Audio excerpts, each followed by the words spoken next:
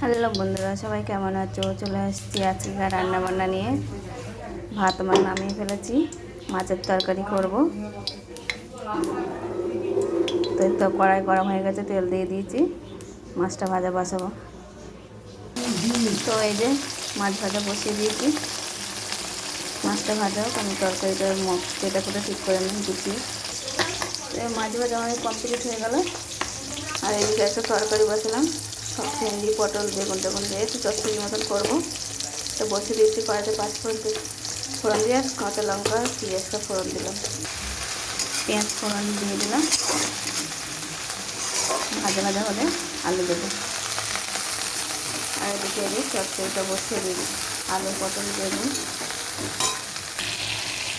মশলাটা দিয়ে দিয়েছি। মশলাটা কষা হলে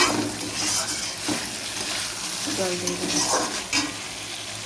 তো মাছের তরকারিতে জল দিয়ে দিয়েছিলাম, ঝোল ফুটে গেছে, আর মাছও দিয়ে দিয়েছি। একটু ভালো করে ফুটিয়ে নিয়ে তাই নামিয়ে নেবো। মাছের তরকারি হয়ে গেলে ওলের তরকারিটা বসাবো। তো এই যে চিংড়ি মাছ দিয়ে ভাজা বসিয়ে দিয়েছি, ওলের তরকারি করবো বলে। চিংড়ি মাছগুলোকে ভেজে তুলে নিই, নিয়ে এসে তরকারি বসিয়ে দেবো।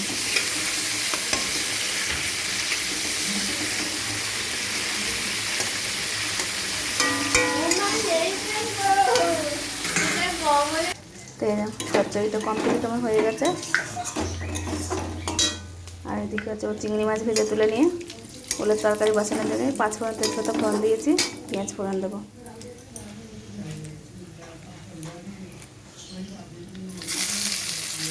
তো এই যে ওল আলু দিয়ে দিয়েছি, একটু কষিয়ে নিই, তারপরে মশলাটা দেবো।